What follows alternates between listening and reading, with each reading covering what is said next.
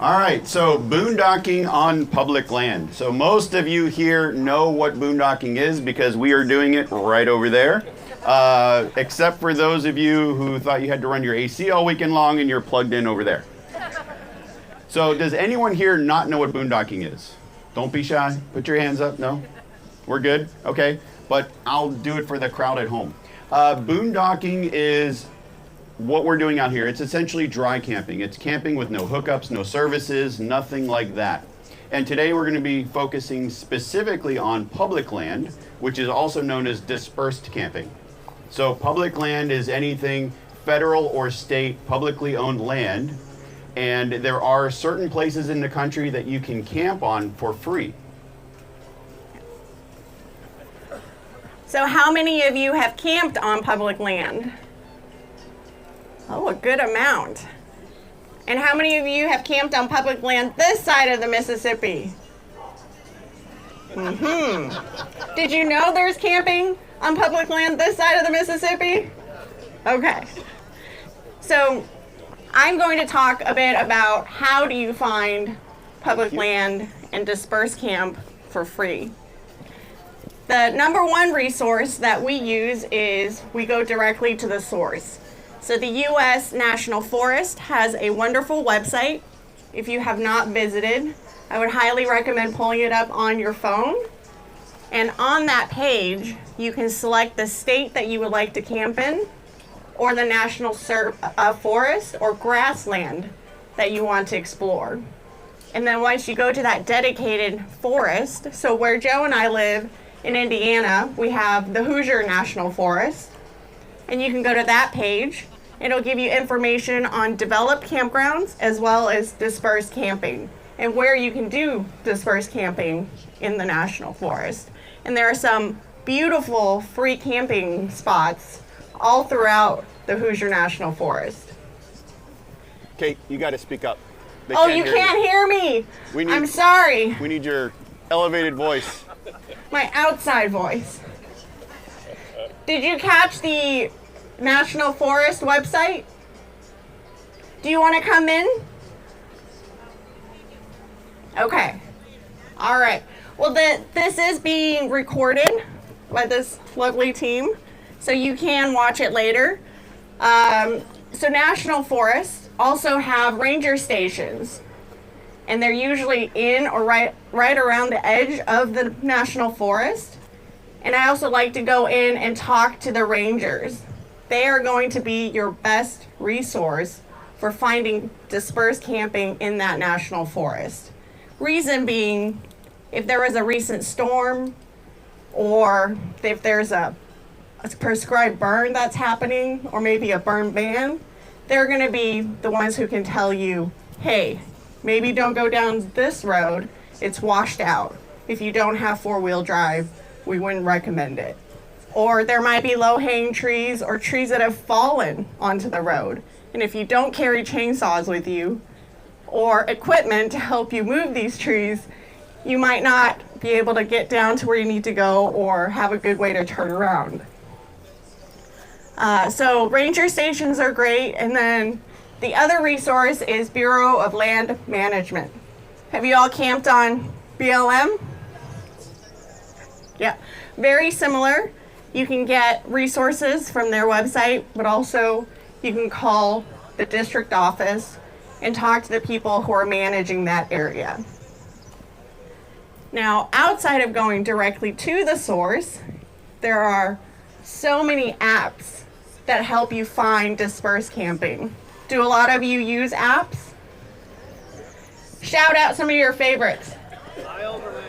iOverlander. Boondockers welcome. We got some campendiums. Campendium. HipCamp.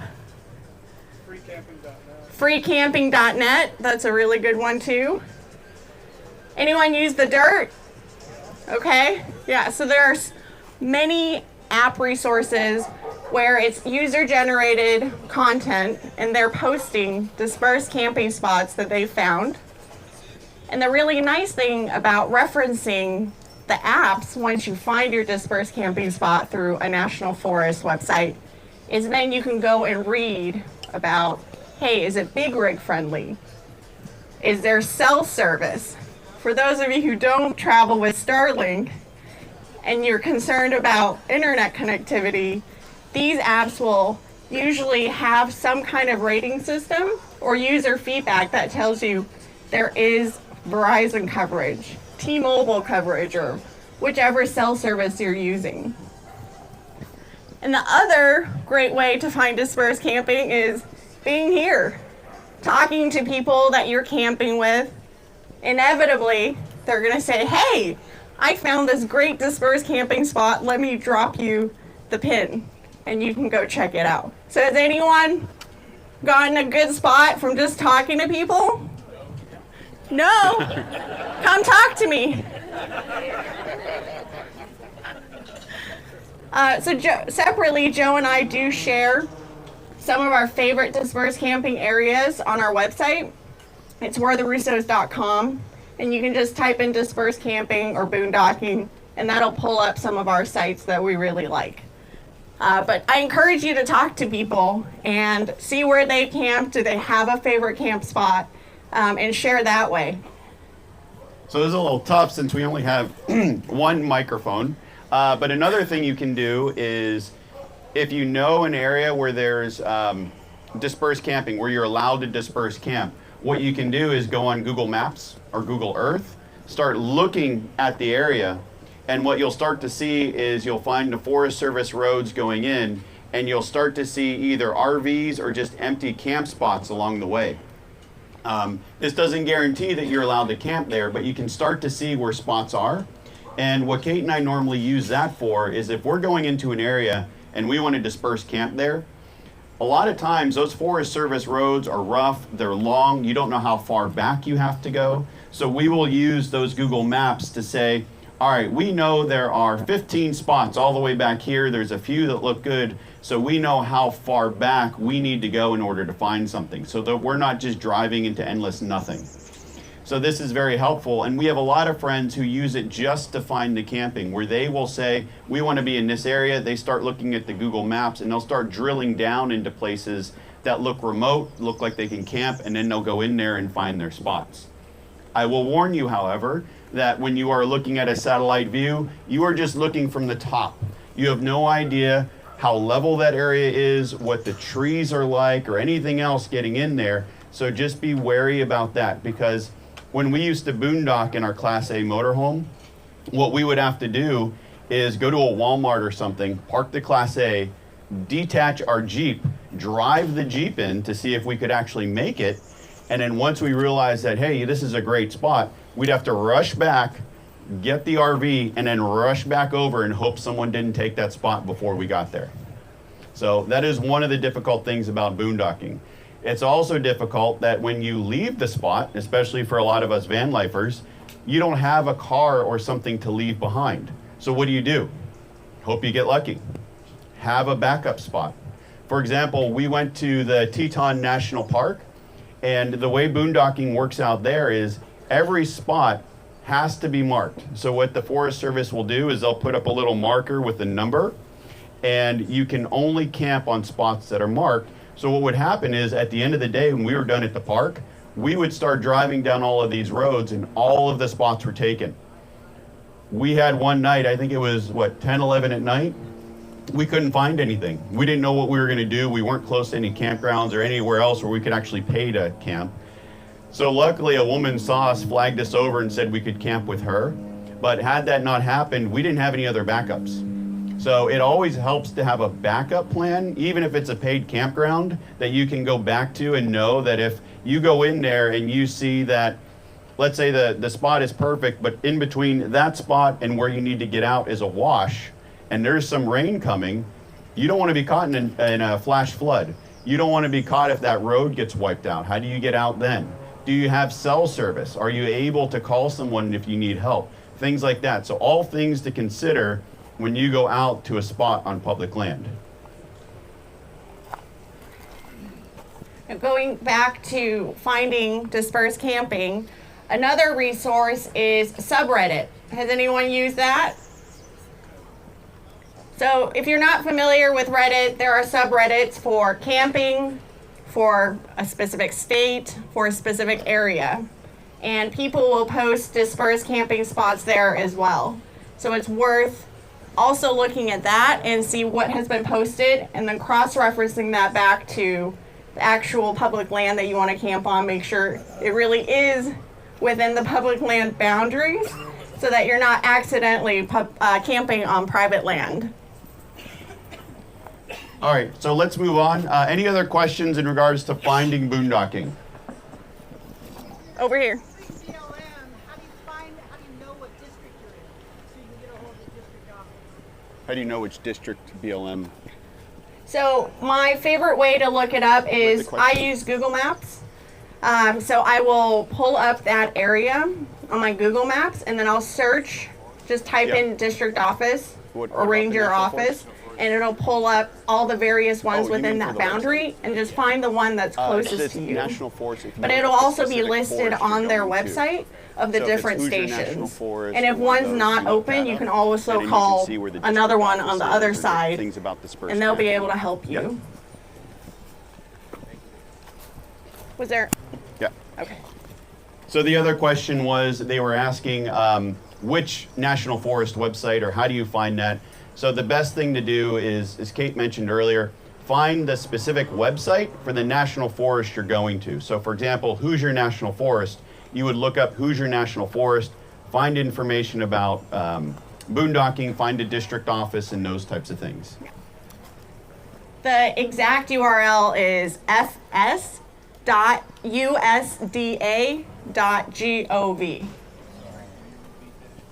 F like forest, S like service, dot USDA.gov. And all of these resources are on our website. Again, go there, we'retherussos.com, type in dispersed camping, and we have a whole article about all of that stuff. So the next thing is being prepared for boondocking. And as you're all aware, there are a few resources we need when we get out there. First and foremost is water. So how much water are you carrying? Are you able to get more water if you need it? So a lake, a stream, and are you able to filter that properly? Then comes power. How much battery power do you have? Do you have a generator? Do you have solar? Black tank space or cassette toilet space, gray water space, and food. So all of those things we need in order to camp out on public land, and you need to make sure that you go out prepared. So fill up your water tank, dump your tanks, hit the store before you go. I can't tell you how many times we got out to Forest Service land and we thought we were good and forgot to go to the store. So we're out there, we've got a full tank of water, our batteries are topped off, we're all good to go, and then we look in the fridge and we're like, oh shit.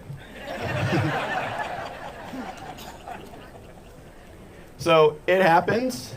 It's just one of those things that if you are nervous about going out, just have a checklist, go through your checklist, make sure you have everything ready to go. And depending on what you have in your camper kind of dictates how long you can stay out there. So usually Kate and I, when we go out to dispersed land, we like to stay 2-3 nights. So with our 20-gallon water tank, we know if we need to take a shower, how long of a shower we can take, how much food to bring, and all of those different things. The guys in the airboats will tell you that, oh, sorry. The other thing is our batteries. We will be cognizant of how we're using power. If we need to run the AC, we know the next morning we're either going to have to find a way to charge up or drive somewhere else. If we are taking showers or using the toilet a lot, we might have to leave early because of that. The longest boondocking we've ever done has been in our Class A RV because we had huge tanks, we had a generator, but we had 2 deep cycle batteries.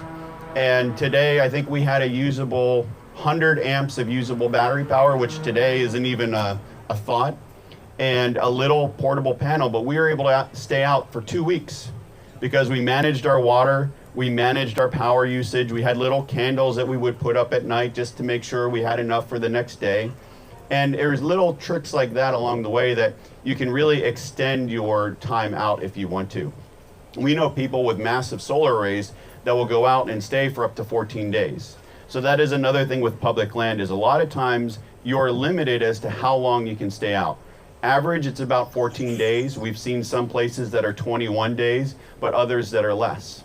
So it all depends on where you are, and that's why it helps to go to the district office or to look online and see what those rules are, because there isn't always a sign when you go in. For those of you who have camped on public land, what have you found to be the number one thing that keeps you from staying out longer? Just raise your hand or shout it out. Sketchy people. Security. So security. Anything else? Sketchy people, okay? All right. Water. Water.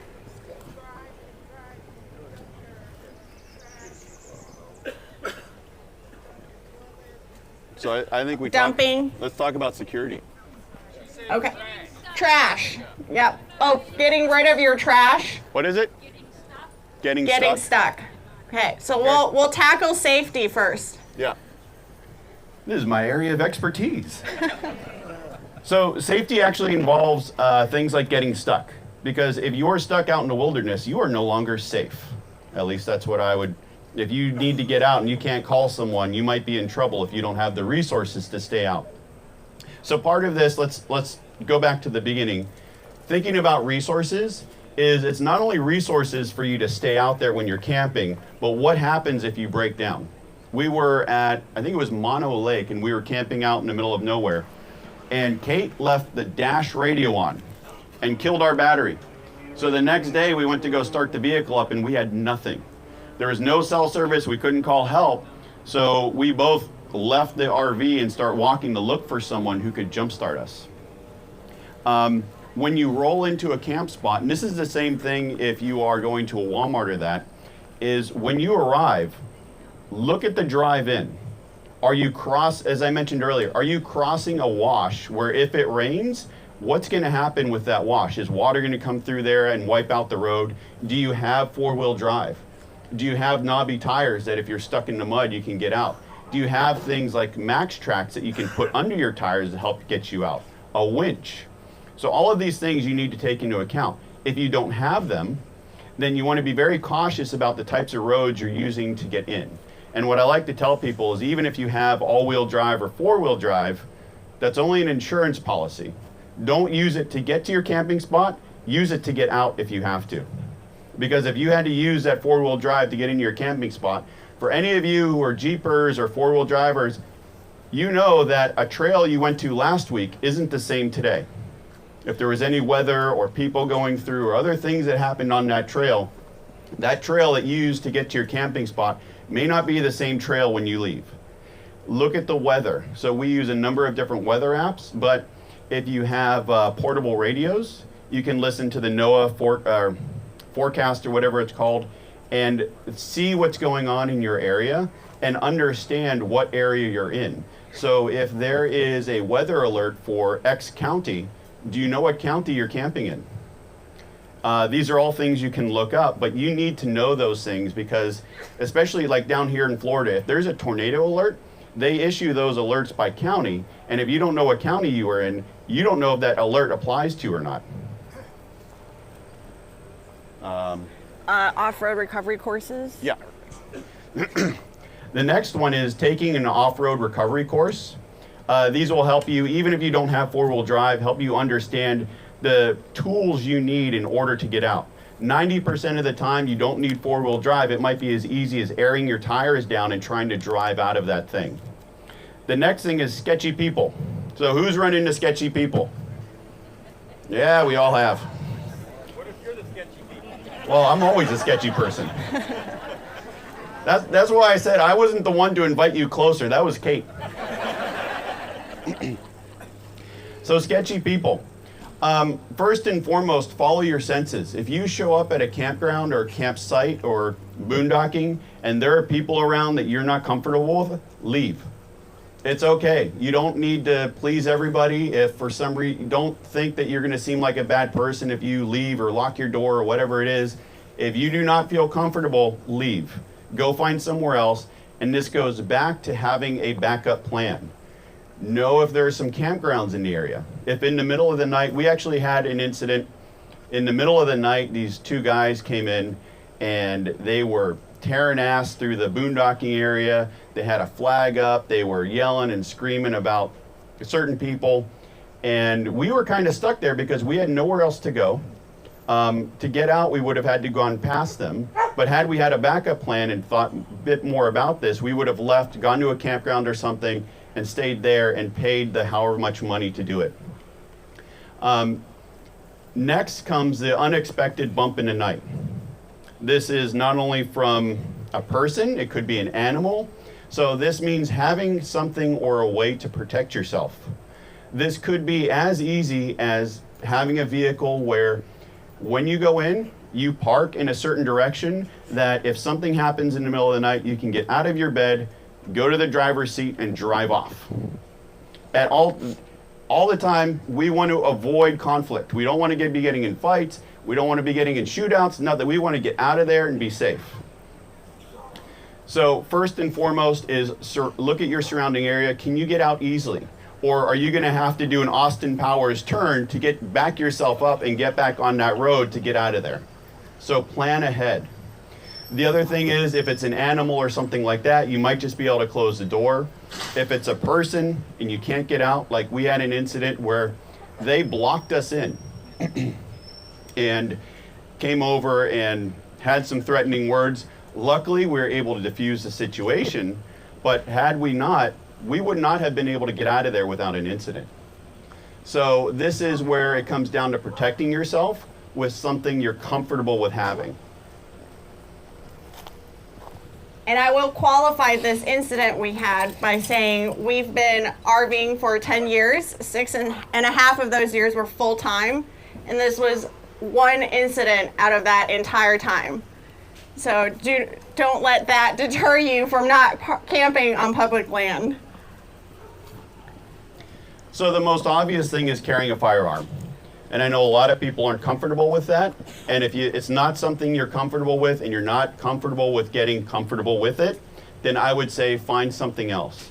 You can carry things like mace, bear spray.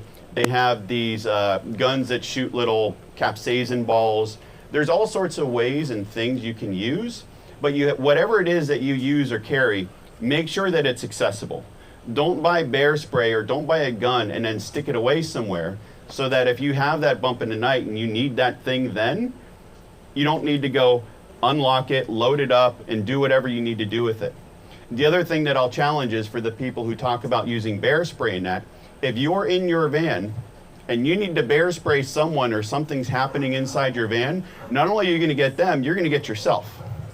And if you haven't used bear spray yet, I highly encourage you to buy a bottle or find one that has been expired. Go outside and spray it. See what happens. Understand how far that will go. It's just like having a gun and practicing. You need to practice, you need to get comfortable with it, and you need something that's going to be comfortable that you can carry it with you or have it with you, and it's always going to be there if and when you need it. Now this, again, it's that one time out of 100, but if it's that one time, there is only one thing you're going to be able to do, and that's defend yourself. This goes, know the local sheriff number. Can you call the sheriff? If you can't, how do you get help? And that's something we always ask ourselves. If we get out to someplace and there's no cell service or that, how can you get help? Whether it's a bump in the night, you break your leg, you get sick, you have appendicitis, whatever it is, how can you get someone to help you? So that's where, do you want to grab the... So we carry a Garmin InReach. And how many of you have one? Not enough. I'll pass it around.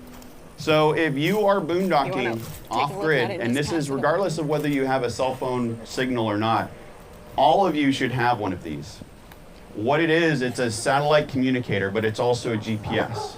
So what this allows you to do is it allows you to text friends, family, whomever, and say, hey, this is where we are, we're safe. Every time you send a message, it also encodes a coordinate as to where you are, and it'll tell people where you are, and if something happens, they can follow breadcrumbs to find you. Now, what I've found is a lot of times when we're boondocking, even if we have a cell service, the nearest sheriff is maybe an hour, hour and a half away. And that's assuming you're able to tell that person where you are. Do you know the coordinates of where you're parked? Do you know how to get in there? Can you explain to somebody where you are at that very moment when you need help? And if they're an hour and a half away, do you need help sooner? Now, one thing this Garmin allows you to do, and there are some other, I think it's Spot and a couple other products on the market, they have an SOS button. And if you press this button, you essentially call in the cavalry. They'll bring in search and rescue teams. They have your location, and they can also text with you to see what the problem is. So what we like to do is if we go camping in a national park or something, and you know, national parks are notorious for not having cell service. But if you're out on a hike and you're an hour out, that means whoever is coming to get you, if they're walking up, that's at least an hour to get to you and another hour to get back, unless you can get a helicopter out there. So what we do is we carry this along, not only for ourselves, but what if we're walking and someone on the trail has a heart attack and you need to get someone there ASAP? That is really the only way to do it if you don't have a cell signal. iPhones and SOS. Here, I'll Do you wanna- yeah. Now with the newer iPhones, you do have the SOS option. And for those of you who have Starlink, if you have a satellite connection, you can also access help that way. But going back to Joe's point, you know, we've camped along the rim of the Grand Canyon where we're 80 miles away from the first service point. And when you're out that far, having just basic CPR and first aid training is very helpful. Is anyone trained or have a certificate for CPR first aid? Okay. It is a very good class to take. It's usually $20 to $60 depending on where you are. It's a day and you get to learn a lot of basic things. Like what happens if a snake bites you? What should you do? If you accidentally cut off a finger while you're cooking, how do you save your finger? Just basic first aid. And there are wilderness classes too that you can take to help you feel more confident and prepared for situations that may arise when you're just out there by yourself and you can't get help immediately. Now, this isn't to deter you from going out there, but again, it's being prepared for any situation you might get thrown into. And this is the same reason we all carry fire extinguishers in our van, is you might have a fire. I don't know anyone that has, but it can happen, and we're prepared if it does. The other thing I wanted to mention too is going back to firearms. While in a lot of people's opinions, they can be one of the better options to protect yourself with, there are also legalities across all 50 states and what happens when you cross that state line. I've talked to a lot of people who don't carry guns because of that concern and what might happen and knowing all the rules. So on our website, we have an article specifically dedicated to traveling with firearms. If you go in, type in firearms, you'll find the article. There is a book that a lawyer has written, and it's available on Amazon, and it gives you the laws of all 50 states. It also talks about the general laws of when you're allowed to cross into another state, some of the idiosyncrasies of different states and how they look at those laws and other things. Now, I'll tell you, I have my concealed carry permit, I carry a gun, and I have been through most states that allow us to do so and never had a problem. Now, this is something we like to do, but again, it's not for everybody. Now, if you understand the rules in that, you can also take those guns into places or states that don't allow you to carry. You just have to follow their specific rules. There are some federal laws, but the ones that are really going to apply to all of us, and this is also with things like tasers or other things you might carry, there are other rules that apply, and it's all by state basis. So just because you're comfortable in the one state doesn't mean you can cross that border into the next one.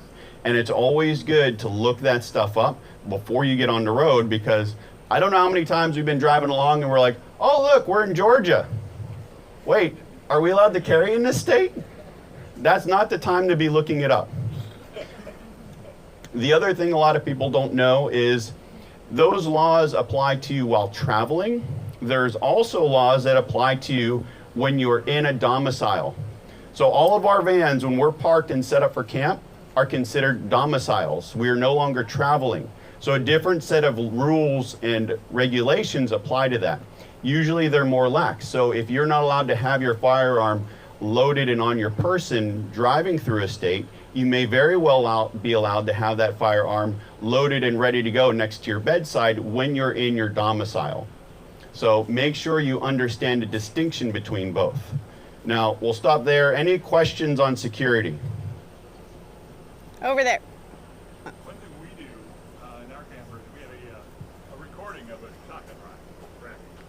So if we get the bump in the night, we just hit the button and play the recording of the shotgun rack 90% of the time. So this is the shotgun rack, and he has a recording of a shotgun rack. I will tell you right now that if you talk to a lot of people who do self-defense classes and train people for this, they will say, do not do that. And the reason for that, people think, oh, shotgun rack, it's going to scare someone off. If you do not scare someone off, you've basically, you've drawn a line in the sand. And you've now said, I have a shotgun and I'm ready to go. That person may take you up on that offer. It is better at that point to get out. Because if you do not have a way to stop that threat, it's better if you get out and avoid it at all costs. Do not play that sound. Because that's like me taking my gun out and saying, okay, what now? It's a challenge, yes. There was another question? Over here, Joe.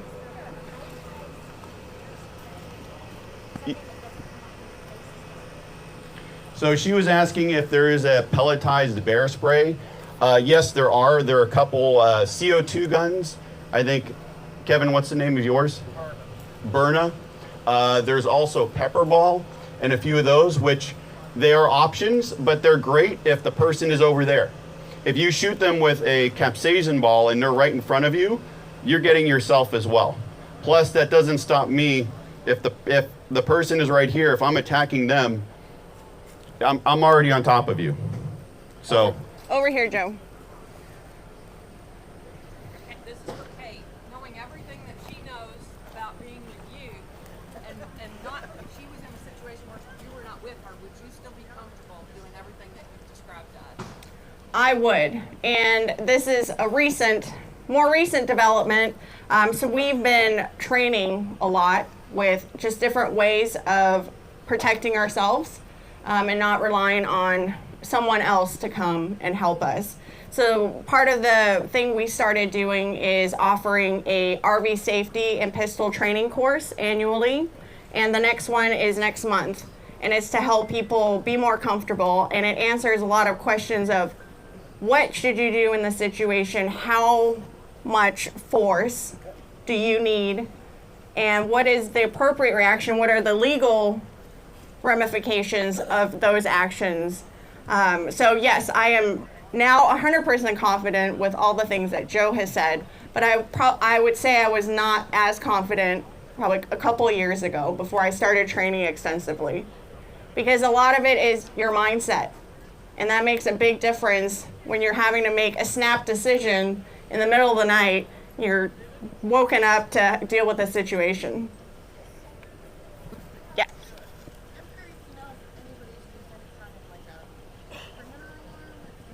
A perimeter alarm?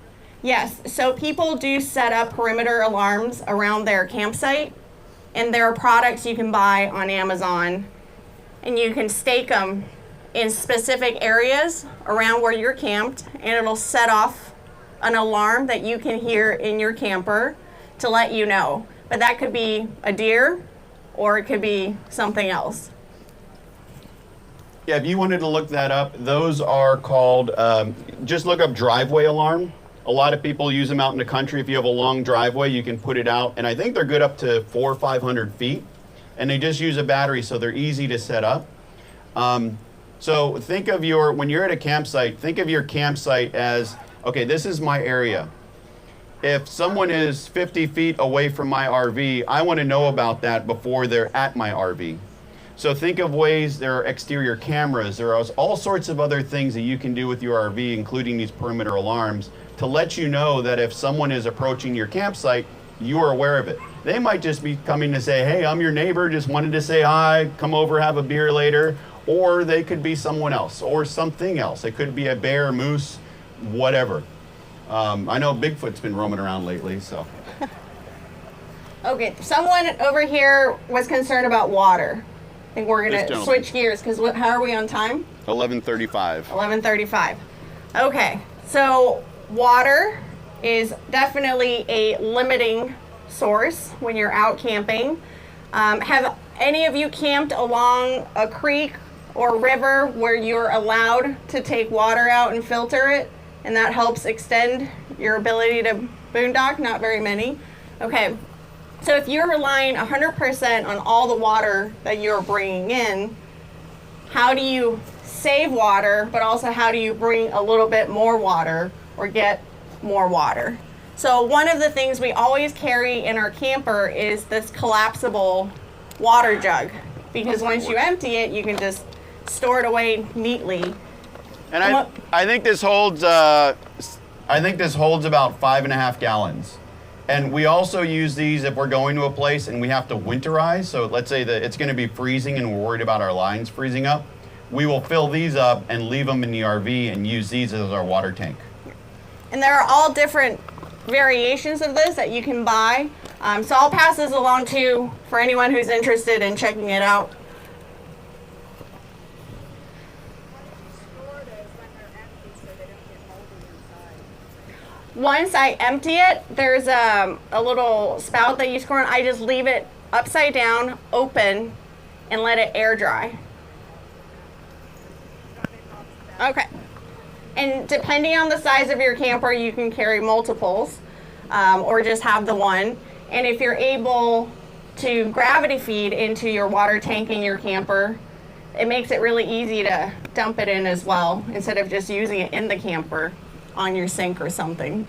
Now so water saving. Does anyone want to share a good water saving tip they have in their camper? Vinegar to wash dishes. Using vinegar to wash dishes. So do you find that you're using less water? I don't use any water. Oh, you just use pure vinegar, so you're not diluting it. Spray bottle vinegar. Okay, so he uses spray bottle vinegar to wash dishes, and then he's not using any water at all. Okay, well, I'll share an extreme example while you all think of something maybe you want to share. Some of you might know for 2 years I had a shaved head. I did not have any hair. Some of you might know hair takes up a lot of water when you're washing. So that was probably the best 2 years in terms of water saving. I really didn't have to wash my hair. I mean, I'm not saying you should go to that extreme, but it's a consideration if you're full-time on the road like we were. Anyone think of a good water saving tip? All right, let me dig into my bag of goodies. So have any of you used these shower pouches? They're basically giant moist towels that you can use to wipe down when you're, yeah? Do you have a specific one you like? You don't remember the name? Okay, so the one we use is called Shower Pouch. Dude Wipes is the other one. Dude Wipe is a popular one, and they make different sizes, they make different scents. I like this brand because they also have scent free. I prefer the non-scented wipes. But you open this and it's a giant wet towel, and you can just wipe yourself down, and then you can skip a shower. Maybe shower tomorrow instead. So I think we're kind of at the point where if you guys have more questions, we can start getting to those, and this can be more safety related stuff, it can be other things, and we'll go from there. So, yes. What do you use for your SOS, like Oh, Yeah. who has It is Garmin InReach. Who currently has it? Oh, pass there it it over. is. It's right there. And if you guys wouldn't mind bringing that or passing it back up here. Let me. And the thing with this device is it is a subscription, so you're paying a monthly fee to use it, but you can also pause it or just cancel it when you're not using it. So if you're planning a 2-month trip out west and you're going to be off the grid for a while, you can activate it and turn it on. What kind of rig are you in now in Culbertson? what kind of rig are we in now, and what was our favorite? Do you want to go through the list and then share your favorite? We've been in Class A, we've been in multiple Class Bs, certain Class Cs, overland rigs, did I mention vans? Truck campers. My favorite depends on what kind of camping we're doing. And it's all dependent on where we're going and how we're camping. The Class A was great for boondocking. I wish at the time, lithium wasn't really a thing back then. If it was super expensive. But if we had some of the battery systems and things that we have today, along with a full roof of solar, that thing would have been awesome. It was just very limiting as to where you could go because it was so large, and you could really only go down well-graded dirt roads.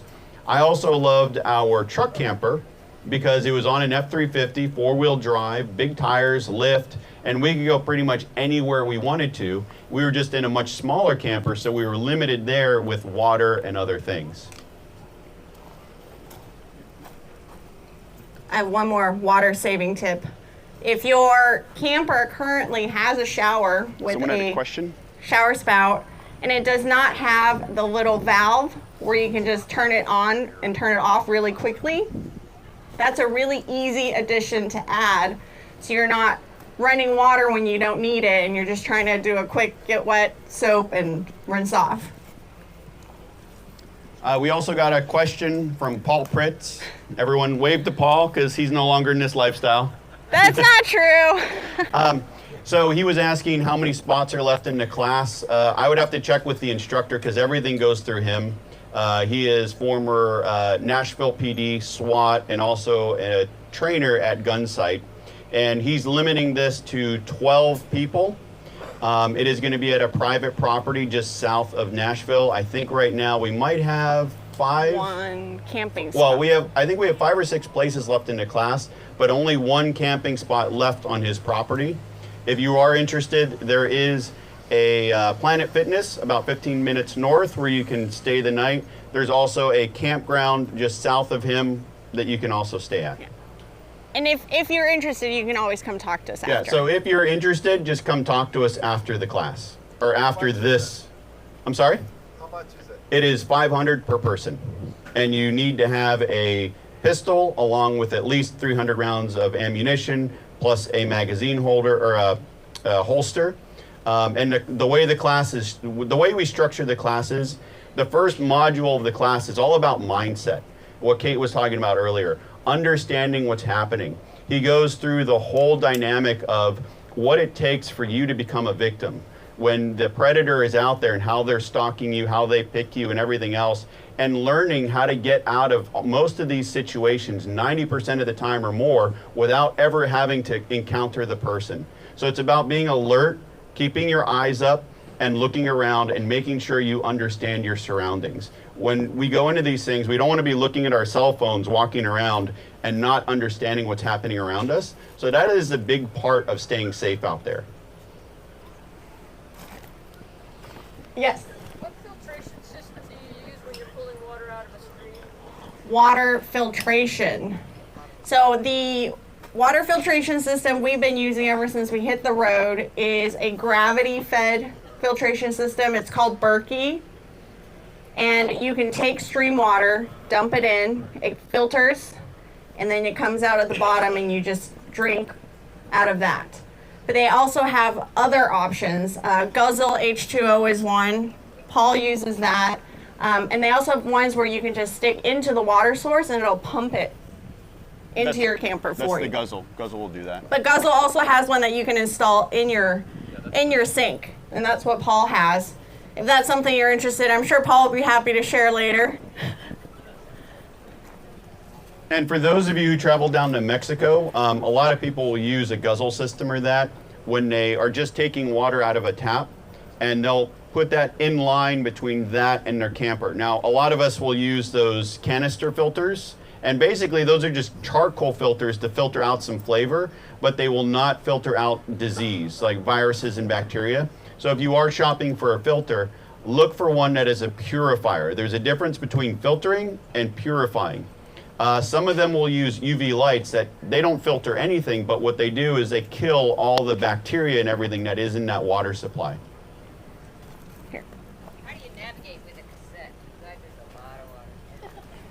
So she was asking, how do we navigate with a cassette that only holds, so ours is I think 4.5 gallons. We used to have one that's 5.5. The way we do it is we typically try to only go number one. With number two, we use a wag bag, or we might use like go out and go to a store or something like that. But if we're out and we don't want to leave, we'll use a wag bag, or we'll just go in the toilet. It all depends on how long we're going to stay out.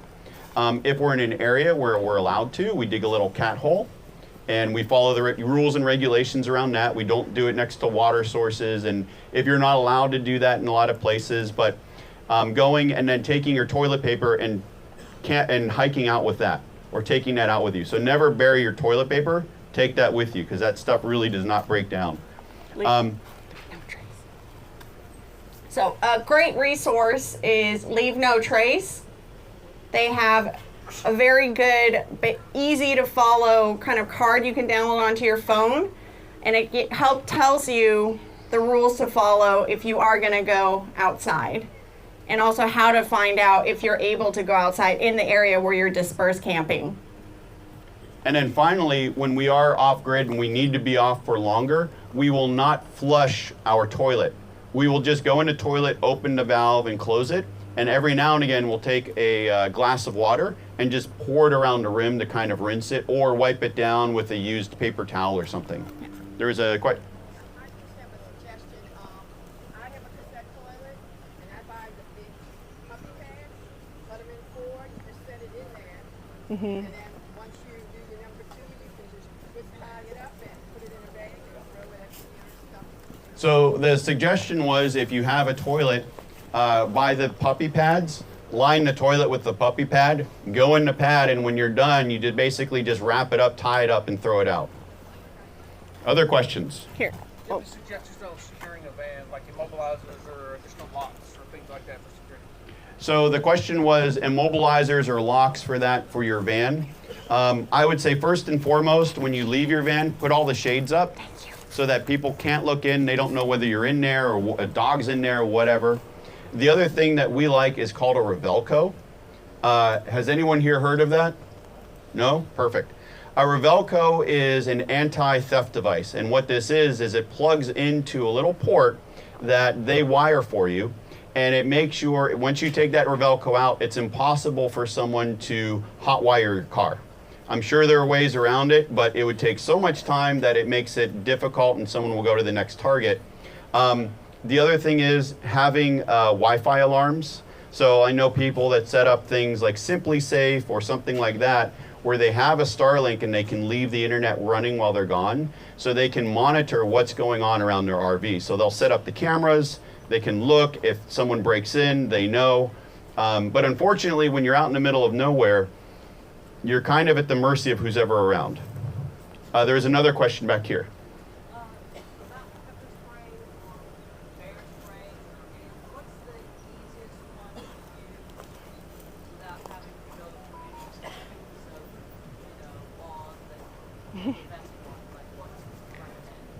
So the question was, what is the best thing to use between bear spray or mace or anything like that?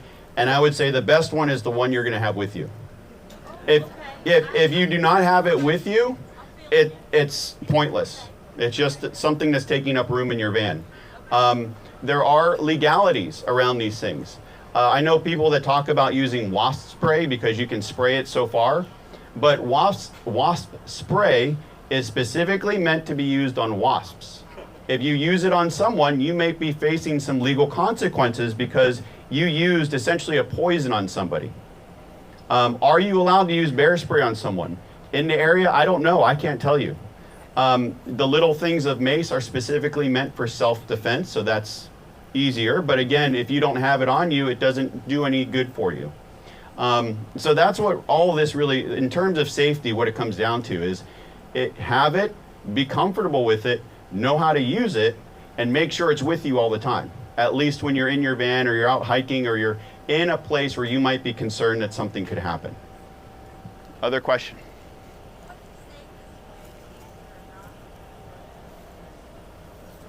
What is the safest way to handle a knock in the middle of the night? Don't answer. there is no reason you have to answer a knock in the middle of the night.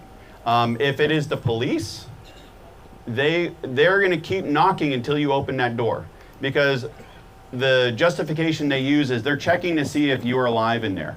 If there's someone in there, if there's an issue, they want to make sure that you're okay. Even if you're allowed to park there, they might keep knocking until you answer and say you're okay. Now the thing is, never open your door until you know who's outside, and even then be cautious about it. It's okay to pull your blinds back, crack a window, or just yell through to say, who is this, who are you? Have exterior lights that you can turn on, so that if it is a cop, you can see if that is a police officer, you can ask them to see their ID, and don't be afraid to call the police to say, these people are knocking, they say that they're the police, I don't know, I'm concerned. If you roll your window down, and this applies to your driver and passenger side windows, and even a lot of us who have the awning style windows, when that window gets rolled down and there's a crack, I can now rip that window open.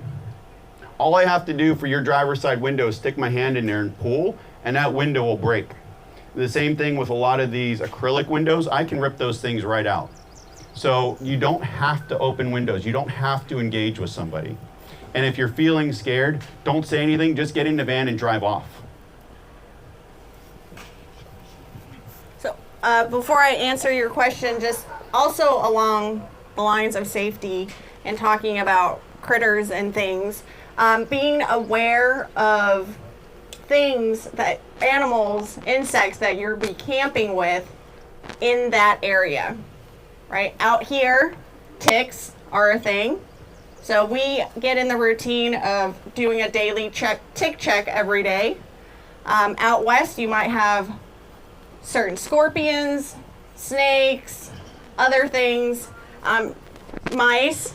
Yes, we had a friend who had a mouse build a home in their cassette toilet. So be aware of the critters that are out there too.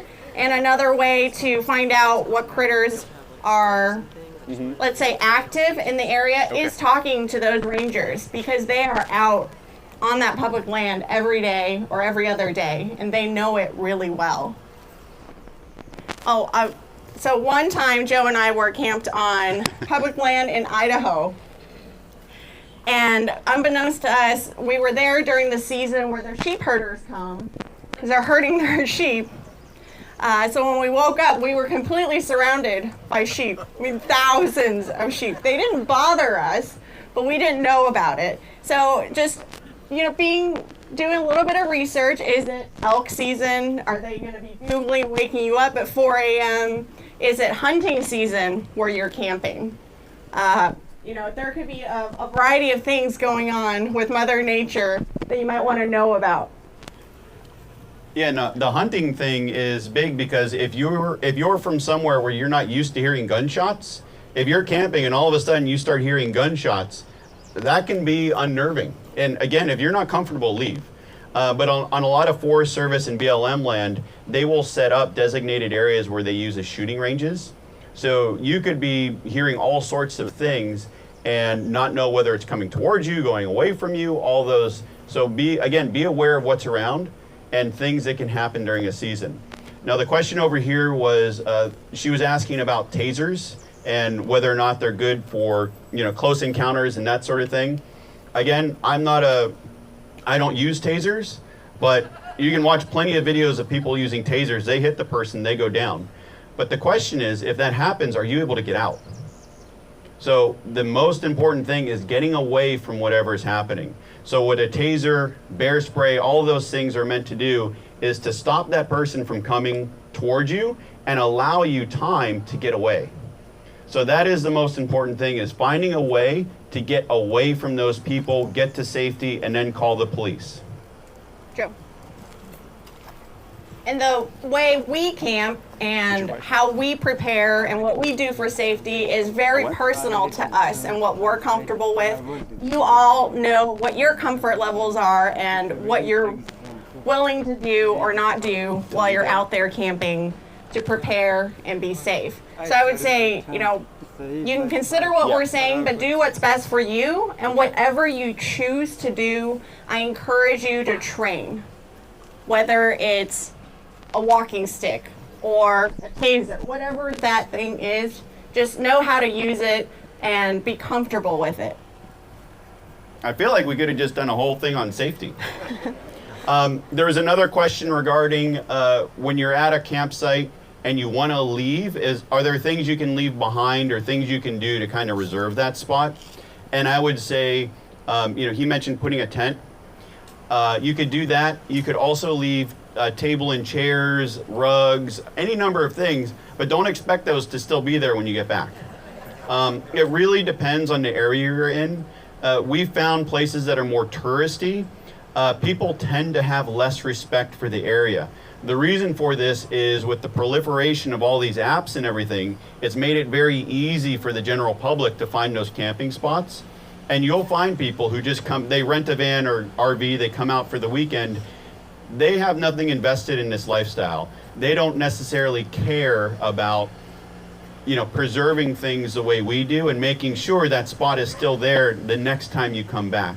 So I would say, first of all, treat every place you go with respect and hopefully leave it better than you found it. But also, if you do happen to leave something, whatever you leave, make sure you don't need it and make sure you're okay with it not being there when you get back. If you show up, someone else is in your campsite and you see your chairs there, if you feel like going to talk to them, great. I would just say, you know what? Grab your chairs, leave, and go find another spot. That's why we have a backup plan. Have something else in reserve that you can go to. You don't need to be getting in conflicts. There are people who, if they have the room in their camper, they carry a cone, a giant construction cone, and it'll just say, someone is camping, whatever word they use, and they'll leave that because they don't care if it's still there when they get back, and hopefully whoever is looking at that site will respect the cone and not camp there.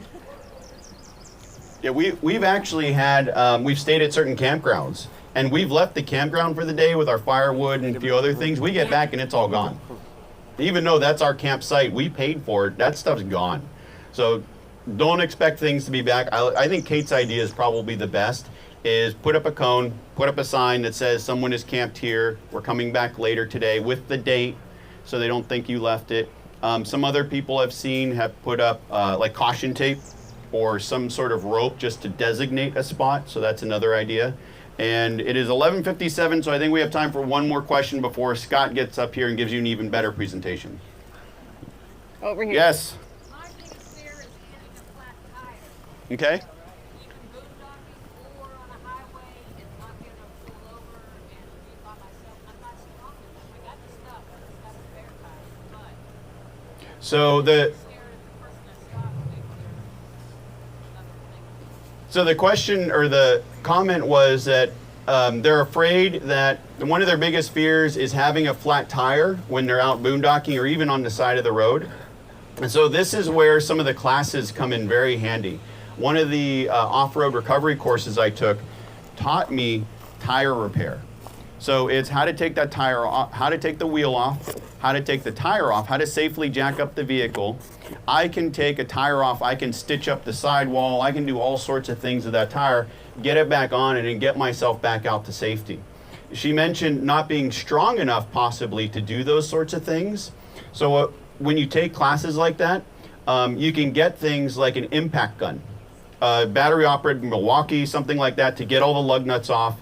Those tires can be heavy, but there are ways that even someone who doesn't necessarily have the strength can leverage getting a tire back on. So for example, the way I do it is I kind of straddle where the wheel is or the brakes are, and I roll that tire into my lap, and I use my legs to get it up to the proper height, and then I push it on.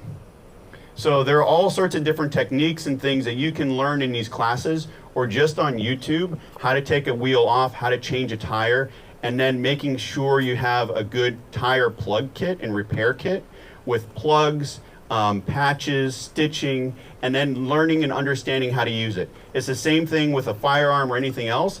You can put it in your van, that's great, but if you don't know how to use it, it's worthless. It's just taking up space.